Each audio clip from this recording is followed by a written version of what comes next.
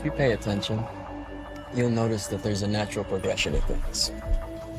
When you're a kid, growing up with your friends, you talk about all the drugs you want to try. Then you get a little bit older, and you talk about all the drugs you have tried. Then you meet a girl, and you start talking about all of the restaurants you want to try. And suddenly, you're talking about all the restaurants you have tried. And that's it. That's how it goes.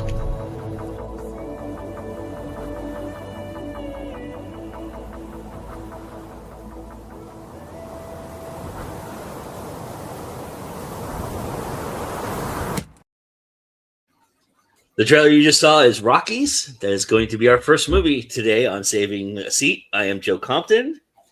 And with him, as always, his actual shadow, Bryan Tann.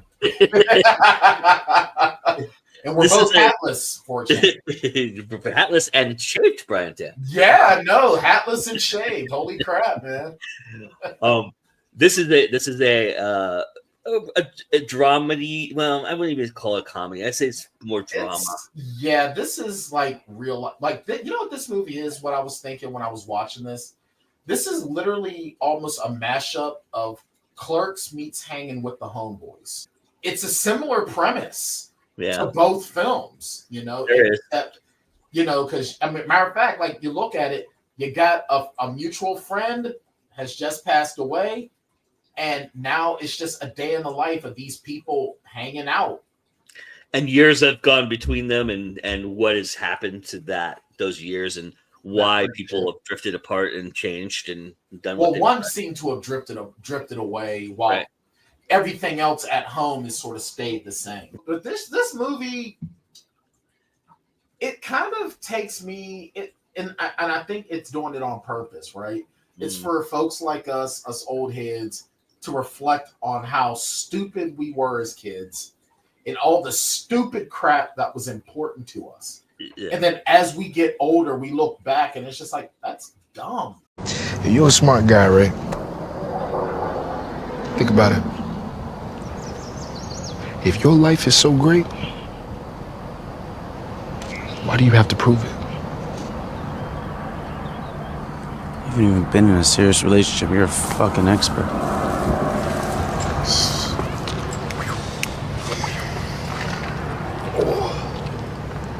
You know what it is? It seems like this strikes me as like small town upstate New York. Yeah.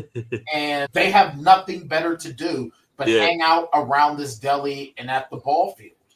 And that's the other thing about this movie that struck me in talking about, relating to who we are and how we grew up, is that we're always trying to go home again, right? We're always trying to recapture what we had when we were 16, 17 years old. And it never goes that way because you're an adult and things have gotten in the way. And that's actually the charm of this movie. I really wish, look, the third act of this movie is phenomenal.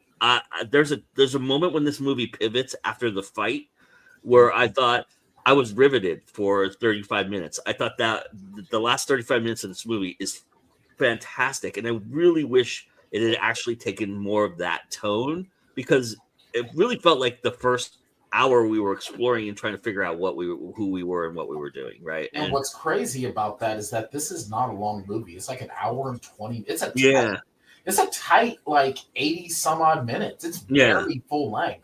And I'm not saying that there was anything wrong with the hour. It's just the story the character building wasn't terrible, but it's just, you're right. It was every other coming of age film, kind of. Mm-hmm. It didn't start to set itself apart until the very end. I mean, this movie is literally, for me, it's deliciously indie in the fact that when I say it's about nothing, I don't mean it to impugn it. But it's about everyday, regular stuff. It's not about anything. We're not saving the world here. Yeah. We're not going into any sort of political espionage. Yeah. I liked the use of the soundtrack in this movie too. I thought that was really well done. How they put the music into this movie. I love the slow motion capturing for the fight scenes. I thought that was really good. Yeah. I mean, all the technical things about this movie were fine. Max Strand, who was co-director, co-writer in this movie. He did a movie that I reviewed and talked to him about called Goodbye Honey, which was a much different movie than this, which you can see on Going now if you go look for it. He's got a great sense of where to put the camera and how to capture things and keep you engaged by, he's not doing a fight scene where the punch goes off screen and you don't see things because you're watching people's clothes go back, and those kind of, what I'm talking about, when you see that just flash across the screen and don't give you anything.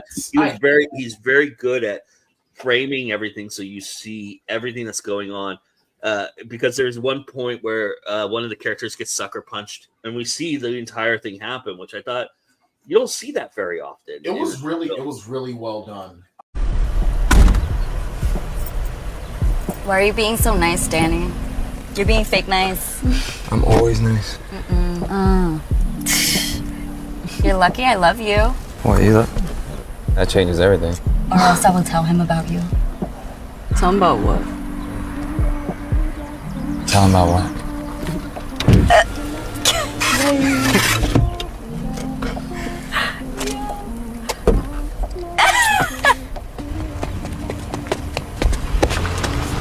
I will say though, I was wondering where the movement was going to come from because it was starting to get a lot of very stale in that parking lot, and and I was really hoping that when Sox was talking about how he found the gun, that we would get like a flashback scene or something like that. That would have been nice to break up.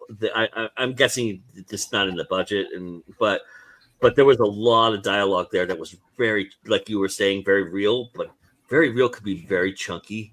Yes. And if you're sitting there watching it from afar and you're not in it, it's very hard to stay focused with that kind of thing if you're not moving. And the one smart thing that happens, and I don't know if this was Sox's choice, the actor's choice, or the camera's choice, but he starts to walk across the screen.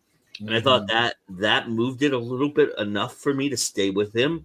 But if he had just been standing there, that would have been a tough sell. And I think that's where this movie changes, because when it starts to flip into different places, and we see like they're in the park benches and at the baseball field, and they're doing a certain something with chocolate that will spoil for people, but the idea is all of that is movement, and that really played into, and then of course all the big reveals happened during that time period, and that really played into how well this film kind of all comes together. So if you stay with it, this is a movie you have to stay with. You have to be patient and give it time to marinate, because all of that will pay off. I agree 100%. I will admit that I got a little bit choked up the baseball scene where the friends are playing baseball together, because that almost felt like the last time that they would ever be innocent. Yeah. And I remember thinking back to my baseball scene, and it's tough to think about because I don't believe I ever got to truly have that. But then at the same token, you think back to the last time that you and your friend group was together. Yeah. And it was beautifully done.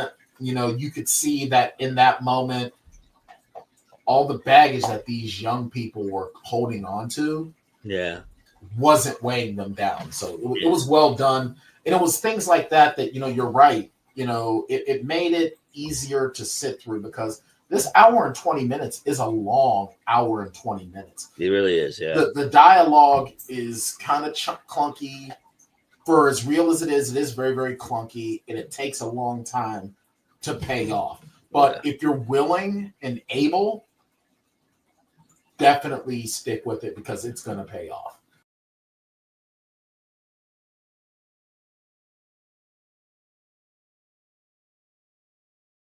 Tell me, how was the rest of your Mexico trip?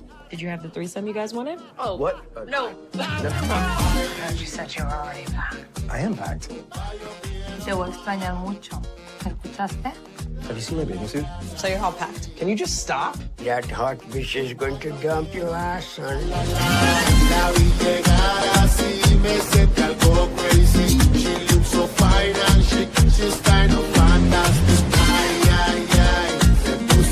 Welcome home.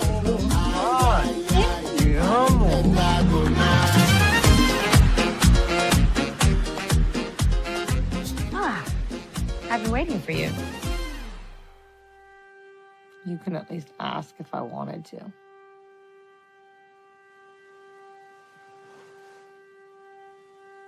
Would you have wanted to? I was so sure he wasn't the one. That I was just totally myself. That's beautiful. It was. Past tense? It's complicated. Well, I don't know if it's just me. Is she in here? Yeah. Are you into her? I don't know. Oh, is it okay if I say I am? Yeah, that would be awesome. So have you always been attracted to women? I've never done this before. Are you serious? Nervous.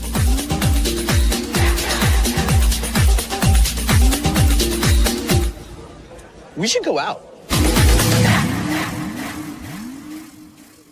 It's so funny. People always congratulate you when you've been together for like a really long time, but that doesn't mean that you've been like happily together. You, me, and her. We're gonna talk about before we say anything. Okay, before we get into this movie, which I have a lot to say about this movie, but Gerry Bednab being in the movie is the greatest thing ever. Just hearing him, Hearing his voice. I'm expecting him to tell someone to go fuck a goat. Gerry Bednab deserves a nod.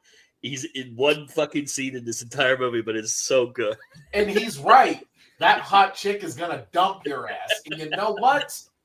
I would not feel bad. Oh my god. So let me see if I can give a synopsis. If you yeah, please. Shout out to Shane Wilson and the synopsis. So Ash and Mags are in a routine-like marriage. And they discover something about Mags, that she has bisexual leanings. And they meet yoga instructor Angela, who is a digital nomad. And they decide maybe they'll try having a threesome to get the spark back. And what I love about this movie, absolutely love, is that has very little to do with what really is this movie's really truly about. Correct. And I love that aspect. I love that this is a subtext or a foreshadowing for what is the reality of what's facing the two of them, and the fact that they refuse to face it together.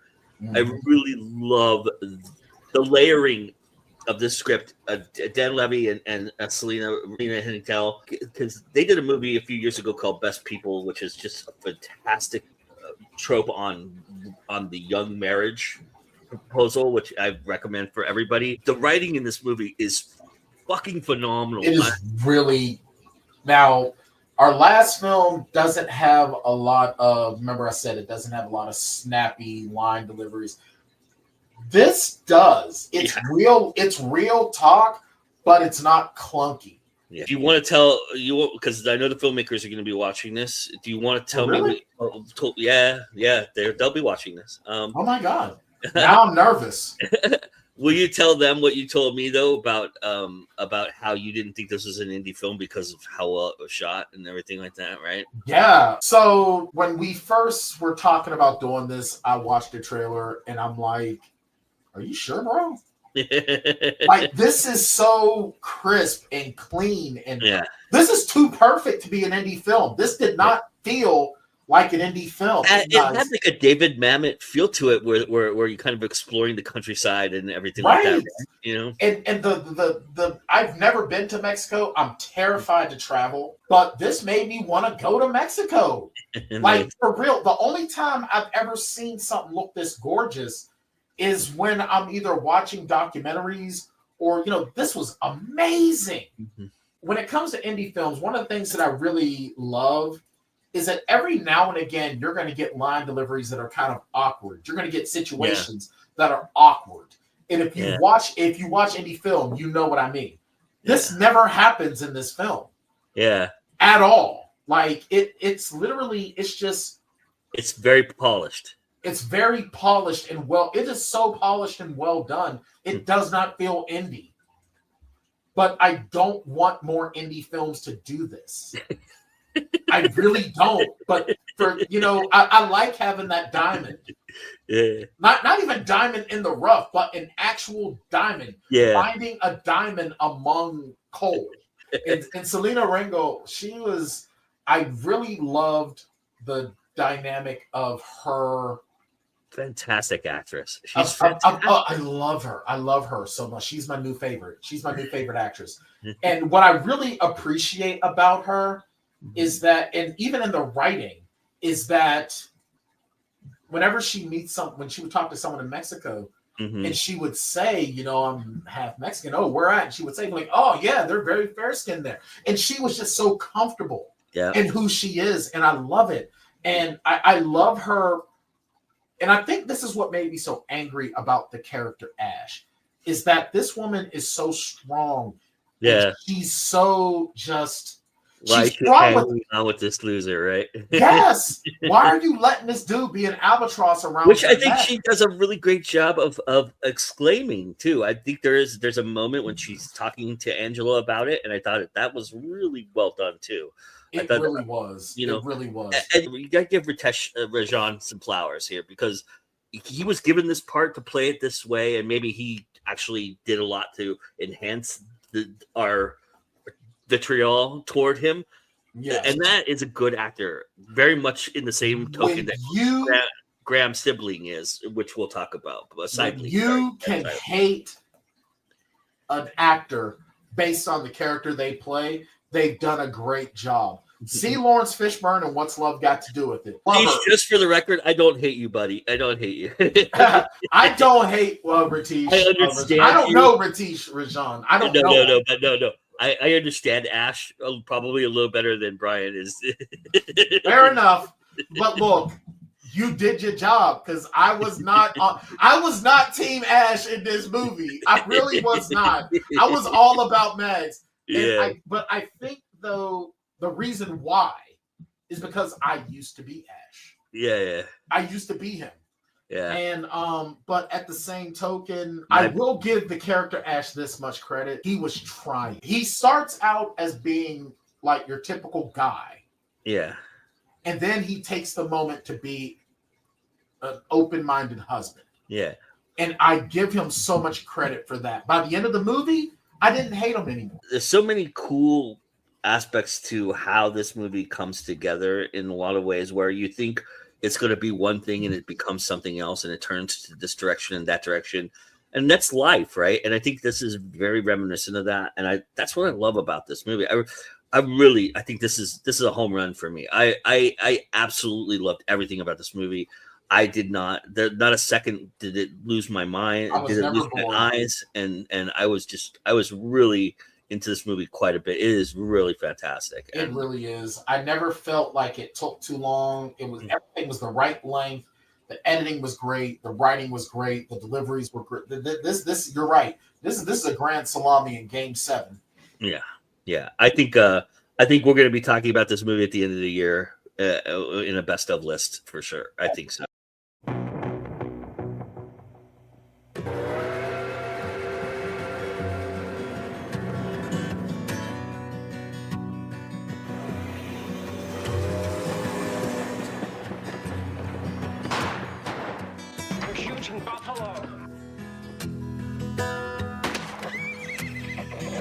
I'd like to speak to Mr. Dickinson. I don't think you want to do that. The only job you're going to get in here is pushing up daisies from a pine box. Now get out.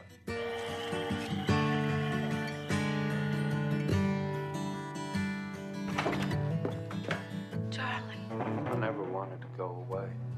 I never stopped loving. Don't!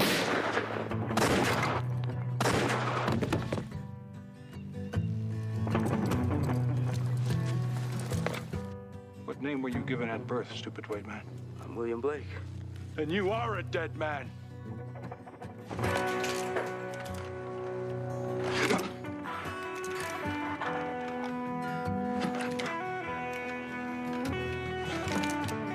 You three are supposed to be the finest killers this here half of the world.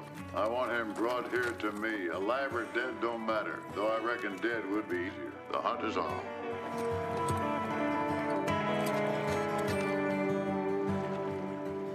Your hair is soft. It's like a girl's. Now, how do you get it that way? See, this old stuff of mine, it's just like old barn hay. There ain't a darn thing you can do with it. You had the last Philistine. This one's mine. Is that a fact? Well, how's if I just shoot you then, eh? What do you think about that?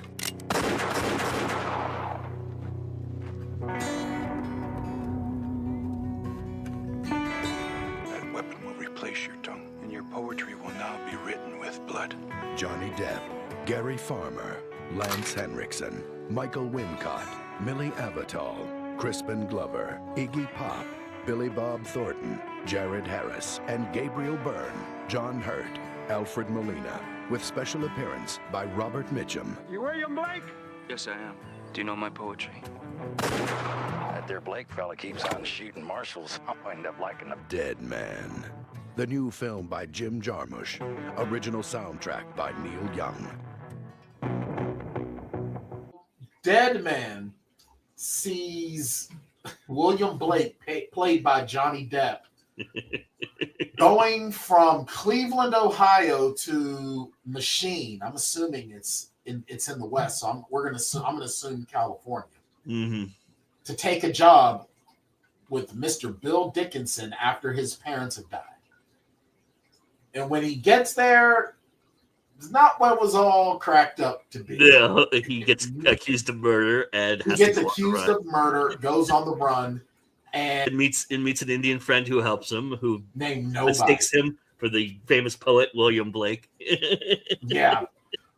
This is another movie that I swore is not indie because everybody and their mama's in it. This was the movie that just allowed him to kind of get all these people that he's always wanted to work with together and create this uniquely different Western kind of almost just it's a Western movie. Let's just be honest. It's just but it's so unique to the genre, and it's so, he never loses the Jim Jarmusch in this movie too, which is hard to explain for people who haven't seen Jim Jarmusch before, but I can explain it in one aspect, and that is the moment he gets off the train and walks into Machine, and we're following him all the way through, and you get a bird's eye view of the entire town at that point, and then it's a dolly tracking shot that doesn't leave him for probably the first 10 minutes of the movie. You're probably very familiar now with what I'm talking about, and that is just perfect. It is just perfect the way he introduces everything. There's not a moment of dialogue in that entire scene, and it is setting up what this town is. It sets up everything and everybody and all the suspiciousness and everything that goes on, and then the very next scene is about setting up bounty hunters and being corruptive, and it's so beautiful, and this has my favorite opening credit scenes too. The credits scroll across like Star Wars. And it was amazing. It was almost like it was on beat of the score too. Yeah. And of course, Gary Farmer. God, if you don't know Gary Farmer, you've got to educate yourself. You know Gary Farmer, even if you don't know that you know Gary Farmer. Yeah, if you're a West Wing fan, you've seen Gary Farmer. That's how. If you've seen Reservation Dogs, you know Gary Farmer. Okay, Gary Farmer is probably one of the most famous First Nation actors in the business. Yeah. Look. For everything that Graham Greene has done, Gary Farmer has been so important to First Nation. Yeah, he's the lovable teddy bear of the First Nation actors, right? He's the guy you will just go, you know what? I'd just like to hang out with that guy. He seems like a really nice guy. No, he's a nice guy, a real nice guy. But and Gary Farmer is so important in this film because, honestly, though. And that's the cool thing about this setup too. That's the other thing about this is everybody you think who they are, right? They're they not. don't. They're not. They don't become. They become what they really truly are. And Gary Farmer is the epitome of all of that toward the end of this film, right? And it's He just really is. And he never loses a sense of self. That's the other thing about Jim Jarmusch movies that I just find so fascinating is all these characters know who they are, and they even when they're doing the most wretched thing in the planet, and even there's even a dialogue scene where they're at the fire when Billy Bob Thornton's talking about the wickedness that they've done, and that we're going to pay for everything we've done, but right now we have to do it because that's who we are, right? And it was really, and I don't want to repeat myself, say it was so well done, but it was so captivating. Yeah. And what did you think of it being in black and white? What did you think of that? I was a big fan of the choice because there's sometimes like when I was a kid, I wasn't a big fan of black. I always like if you could do color, do color. I didn't hold but there were like a lot of old films that I didn't like, with the exception of the Universal horror films, because I didn't like black and white. I didn't get into black and white until Clerks, and that was because it was just a stylized choice, and it worked. And it was the same thing with this; it just worked. And I think that if a movie is made in black and white, it should always stay in black and white. And I'm glad that this was done in black and white because it just fit. It fits the narrative and what my headcanon is for the film. I also really like the depiction of what the West was. It wasn't just dusty in the road. No, it was gross. It was sloppy and messy. It was sloppy, messy. The reason why so many people were dying is because while they were getting sick is because it was not sanitary.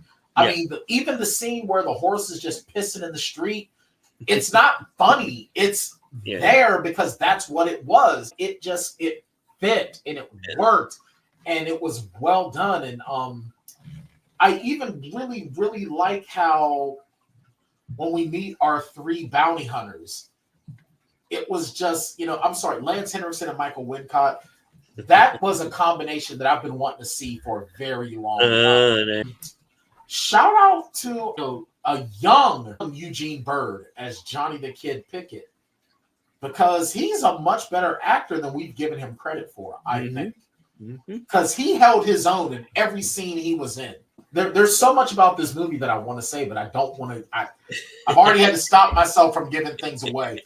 Look, this one is probably going to be the easiest for you guys to watch. It's on Max now. Definitely check it out.